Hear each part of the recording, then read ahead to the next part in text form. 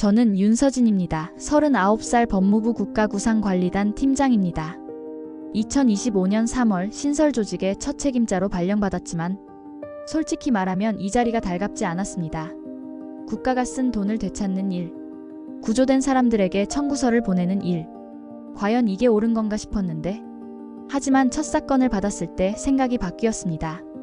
2024년 1월 오만해역 한국인 8명이 무장단체에 억류됐어요. 여행사가 기획한 프리미엄 요트 레저 상품이었습니다.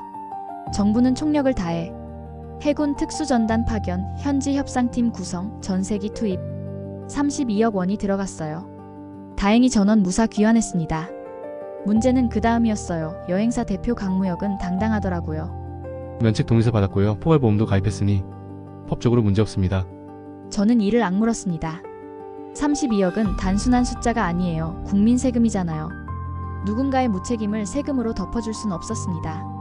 구상권 청구 통지서를 발송했더니 강무혁은 코웃음 쳤습니다. 국가가 피해자한테 돈 뜯어내려 하네. 기사감인데요. 그의 자신감이 오히려 의심스러웠어요. 너무 완벽했거든요. 저는 현장 책임자였던 오태식을 불렀습니다. 해군 특수전 예비역 출신이에요. 45살. 투박하지만 날카로운 사람이죠. 서진 씨, 이상한 점이 있었어요. 오태식이 서류 뭉치를 건넸습니다. 보험증권 QR코드가 깨져 있었거든요. 발급사도 생소하고요. 저는 보험증권 사본을 자세히 들여다봤습니다.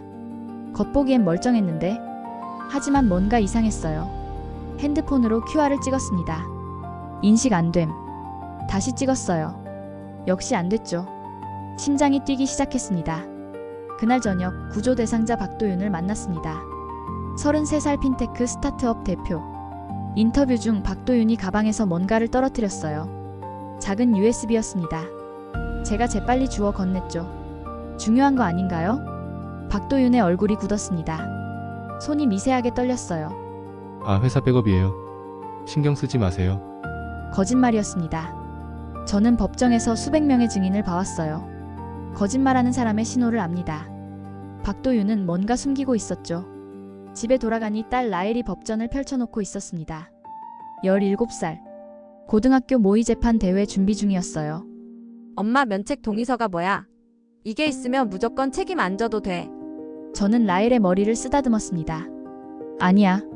사기로 받은 동의는 무효야. 그 순간 깨달았어요. 이 사건의 핵심은 면책 동의서 자체가 아니라 그걸 받아낸 방식에 있다는 걸요. 다음 날부터 본격적인 검증에 들어갔습니다. 보험증권 폴리시 넘버를 확인했어요. 형식이 이상했습니다. 국내 주요 보험사들과 완전히 달랐죠. 금융감독원 데이터베이스를 뒤졌습니다. 해당 번호로 조회되는 계약이 없었어요. 발급사에 전화를 걸었습니다. 연결음 3번 끊김. 다시 걸었죠. 통화 불가. 법인 등기부를 떼어봤습니다. 2023년 설립, 2024년 6월 폐업. 사건은 2024년 1월에 일어났어요. 완벽한 타이밍이었죠. 누군가 처음부터 이 그림을 그려놨어요. 팀원들에게 말했습니다. 화이트보드에 타임라인을 그렸죠. 퍼즐이 맞춰지기 시작했습니다. 그런데 그날 오후 강무혁이 언론에 나섰어요. 방송 3, 4동시 인터뷰였습니다. 국가가 피해자들에게 또 돈을 달라고 합니다. 저희는 모든 안전조치를 취했어요. 이게 말이 됩니까? 여론이 폭발했습니다. 댓글창이 들끓었어요. 국가가 약자를 괴롭힌다는 프레임. 제 사무실 전화가 쉴 새 없이 울렸습니다. 항의 전화였죠. 최 국장이 들어왔습니다. 표정이 굳어 있었어요. 서진 씨, 여론이 안 좋아. 감성 빼고 성과만 내. 알았지? 문이 닫혔습니다. 저는 의자에 깊이 앉았어요. 감성을 빼라고요? 법은 사람을 위해 존재합니다. 감정 없는 법은 기계일 뿐이에요. 저는 물러서지 않았습니다. 강무혁의 과거를 파헤쳤어요. 라디오 출연, 신문 기사, 인터뷰. 2023년 12월 라디오 방송 아카이브를 찾았습니다. 진행자 목소리가 들렸어요. 위험지역 상품인데 안전은 괜찮나요? 강무혁이 답했습니다. 저희는 정부 지침을 100% 준수합니다. 저는 재생을 멈췄습니다. 이거였어요. 결정적 증거. 당시 오만해역은 3단계 경보지역이었습니다. 여행 자제 권고가 내려진 곳이었죠. 강무혁은 거짓말을 한 겁니다. 음성 파일을 저장했어요. 오태식과 함께 현장 조사에 나섰습니다. 구조작전 당시 헬기와 전세기 장부를 대조했어요. 비행 기록을 뜯어봤죠. 이상한 점을 발견했습니다. 전세기가 중간에 한 곳을 경유했어요. 원래 계획에 없던 곳이었습니다. 여긴 뭐 하는 데죠? 오태식이 좌표를 검색했어요. 얼굴이 굳었습니다. 창고 지역이네요. 민간 무기 브로커들이 쓰는 곳으로 알려진. 이건 단순 레저가 아니었습니다. 뭔가 더 큰 그림이 있었어요. 여행 일정표와 대조했습니다. 일치하지 않았죠. 여행사가 제출한 일정엔 그 경유지가 없었어요. 그날 저녁 제 핸드폰에 문자가 왔습니다. 박도윤이었어요. 이 일에서 빠지세요. 당신을 위해서예요. 협박이었습니다. 아니, 경고였죠. 박도윤은 두려워하고 있었어요. 저는 문자를 캡처했습니다. 이것도 증거가 될 수 있었죠. 저는 박도윤을 설득하기로 했습니다. 전화를 걸었어요. 한참 만에 받았습니다. 커피 한 잔 사드릴게요. 만나주세요. 다음날 카페에서 만났습니다. 박도윤은 핏기 없는 얼굴이었어요. 저는 조용히 물었습니다. USB 안에 뭐가 들었나요? 박도윤의 손이 떨렸습니다. 말하면 제가 위험해져요. 저는 박도윤의 눈을 똑바로 봤어요. 지금도 위험해요.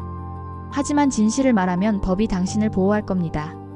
박도윤은 한참을 고민했습니다. 그리고 천천히 입을 열었어요.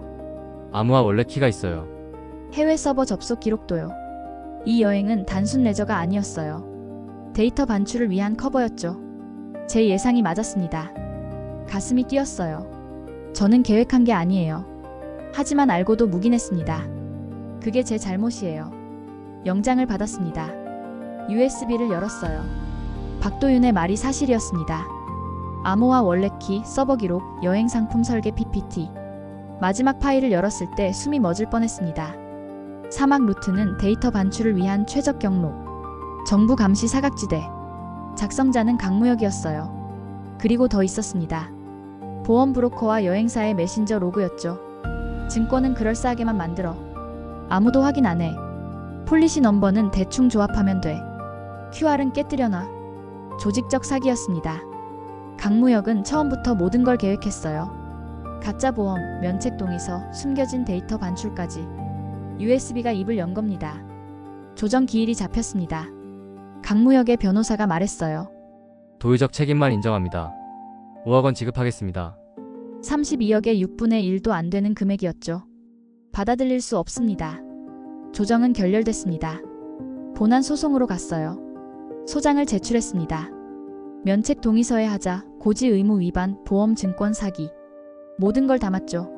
첫 공판이 열렸습니다. 방청석은 가득 찼어요. 저는 일어섰습니다. 재판장님, 이건 단순한 구상권 청구가 아닙니다. 조직적 사기와 국민 안전 무시가 결합된 범죄입니다. 증거를 하나씩 제시했어요. 가짜 보험 증권, 라디오 허위 발언, 메신저 로그, USB 파일. 방청석이 웅성거렸습니다. 오태식이 증인으로 나왔습니다. 현장 브리핑 때 안전 지침 고지를 요청했습니다. 하지만 여행사 측은 거부했어요. 참가자들은 3단계 경보를 전혀 몰랐습니다. 보험 전문가도 증언했어요. 이 증권은 위조입니다. 메타데이터를 보면 명확합니다. 여론이 바뀌기 시작했습니다. 언론 보도가 달라졌어요. 국가가 피해자를 괴롭힌다던 프레임이 사라졌습니다. 조직적 사기를 바로잡는 정의라는 제목이 나왔죠. 마지막 공판 날이 밝았습니다. 최종 변론 시간이었어요. 저는 심호흡을 했습니다. 재판장님, 4가지를 입증하겠습니다. 첫째, 라디오 발언과 실제의 모순. 음성 파일을 재생했습니다. 강무혁의 목소리가 법정에 울렸어요. 정부 지침을 100% 준수합니다. 실제 내부 지침을 제시했습니다. 3단계 경보 무시, 안전 브리핑 생략. 정반대였죠. 둘째, QR코드와 시리얼 넘버 위조. 확대 이미지를 스크린에 띄웠어요. 이 QR은 인식되지 않습니다. 형식이 잘못됐어요. 셋째, 밝은 메일의 메타데이터. 디지털 포렌식 결과를 제출했습니다. 실제 발급사에서 온 게 아닙니다. 개인 PC에서 발송됐어요. 넷째, 면책 동의서의 무효. 법리를 설명했습니다. 기망에 의한 의사표시는 무효입니다. 참가자들은 거짓 정보를 믿고 서명했어요. 피고 측 변호사는 힘없이 최후 변론을 했습니다. 승부는 이미 기울었어요. 2주 후 선고 공판. 저는 떨리는 손으로 법정 문을 열었습니다. 재판장이 판결문을 읽기 시작했어요. 주문. 피고는 원고에게 28억 원 및 지연 손해금을 지급하라. 방청석에서 환호가 터졌습니다. 저는 눈물을 참았어요. 재판장이 계속 말했습니다. 피고의 행위는 고의적 사기다. 면책 동의서는 기망에 의한 것으로 효력이 제한된다. 보험 증권은 위조다. 이겼습니다. 강무혁의 얼굴이 하얗게 질렸어요. 법정을 나왔습니다. 기자들이 몰려들었죠. 소감 한 말씀 부탁드립니다. 저는 카메라를 봤습니다. 법은 진실편입니다. 오늘 그걸 다시 확인했어요. 그날 저녁 라헬에게서 전화가 왔습니다. 엄마, 나 우승했어. 모의 재판 대회. 정말? 축하해, 라헬아. 엄마도 이겼어?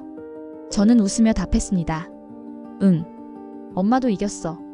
회수의 미학. 그건 단순히 돈을 받는 게 아니었습니다. 정의를 바로 세우는 거였죠.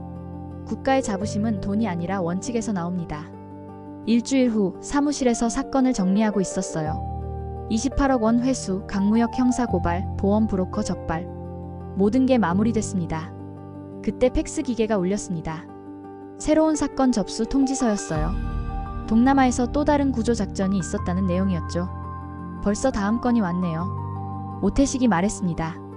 쉴 틈이 없네요. 어떡할 거예요? 저는 서류를 내려놓았습니다. 해야죠. 그게 우리 일이니까요. 그날 저녁 라헬의 시상식에 갔습니다. 딸이 트로피를 들고 환하게 웃었어요. 저는 객석에서 박수를 쳤습니다. 눈물이 났어요. 시상식이 끝나고 라헬이 물었습니다. 엄마, 법은 정말 약한 사람 편이야? 저는 라헬의 눈을 봤습니다. 그렇게 만드는 게 우리 일이야. 법은 저절로 정의롭지 않아. 사람이 정의롭게 만드는 거지. 다음날 아침 사무실에 일찍 출근했어요. 벽에 걸린 국가구상관리단 현판이 햇살을 받아 빛났어요. 창밖으론 새로운 아침이 밝아오고 있었죠.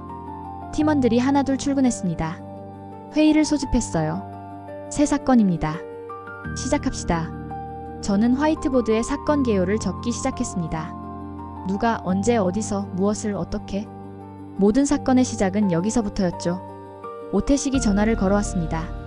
서진 씨, 새 사건 봤어요. 제가 또 도와드릴게요. 고마워요. 같이 해봐요. 전화를 끊고 화이트보드를 바라봤습니다. 백지 상태였어요. 하지만 곧 증거들로 채워질 겁니다. 진실은 언제나 숨어 있지만 결국 드러나니까요. 저는 펜을 들었습니다. 첫 줄을 적었어요. 구조의 끝은 계산서가 아니라 다시는 구조가 필요 없는 구조다. 팀원이 물었습니다. 팀장님, 이번엔 어떻게 시작할까요? 저는 돌아봤습니다. 서류부터요.